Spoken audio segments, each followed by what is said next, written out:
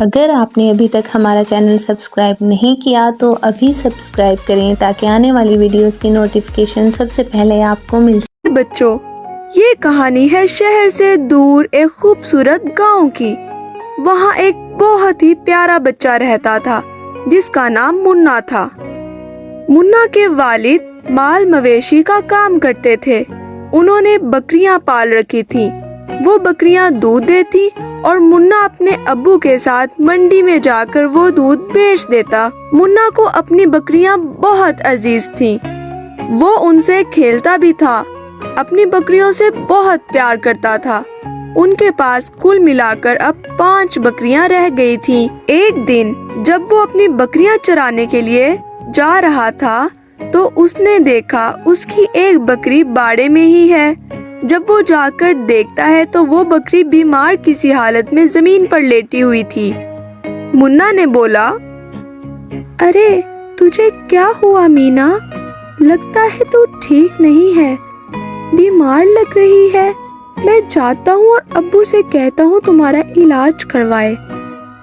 منا ابو جان کے پاس گیا اور بولا، ابو جان دیکھیے نا مینا کو کیا ہو گیا ہے، وہ بیمار لگ رہی ہے، آپ اس کا علاج کرا دینا۔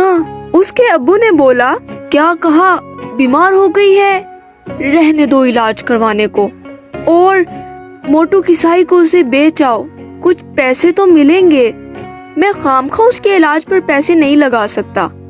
جاؤ فوراً جاؤ اور بیچ آؤ۔ منا بہت افسردہ ہو جاتا ہے کیونکہ اسے وہ بکری بہت پیاری ہوتی ہے۔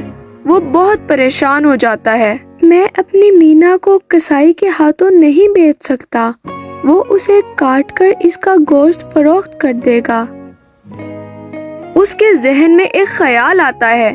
وہ ابو کے سامنے تو اس بکری کو باڑے سے نکال لیتا ہے تاکہ اس کے ابو مطمئن ہو جائیں کہ وہ بیچنے ہی جا رہا ہے، لیکن وہ اس بکری کو چپکے سے لے جا کر اپنے گھر کے ساتھ ہی رہنے والے دوست مراری کو پکڑا دیتا ہے اور اس کو بولتا ہے، مراری دیکھ، یہ بکری مجھے بہت پیاری ہے، تو اسے کچھ دن اپنے پاس رکھ لے، میں اس کو رات میں آ کر کھانا کھلا دیا کروں گا، بس ایک مہربانی کر دو، یہ بکری میرے ابو کی نظر میں نہ آئے۔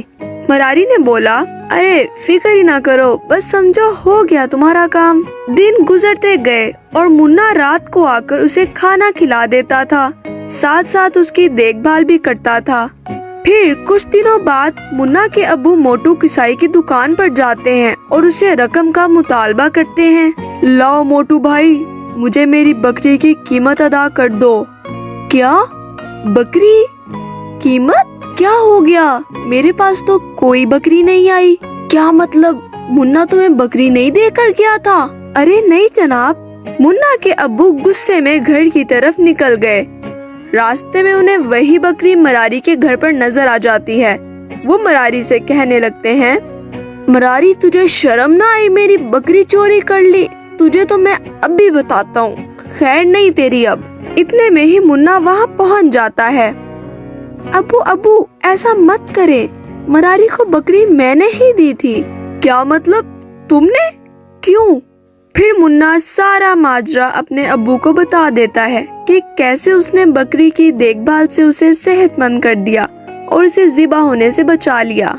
اس کے ابو بولے، منا بیٹا میں بہت شرمندہ ہوں، مجھے ایسا نہیں کرنا چاہیے تھا۔ مراری بیٹا میں نے تمہیں بھی فضول میں ڈانٹ دیا، مجھے معاف کر دو۔ منا کے ابو کو ان کی غلطی کا احساس ہو جاتا ہے۔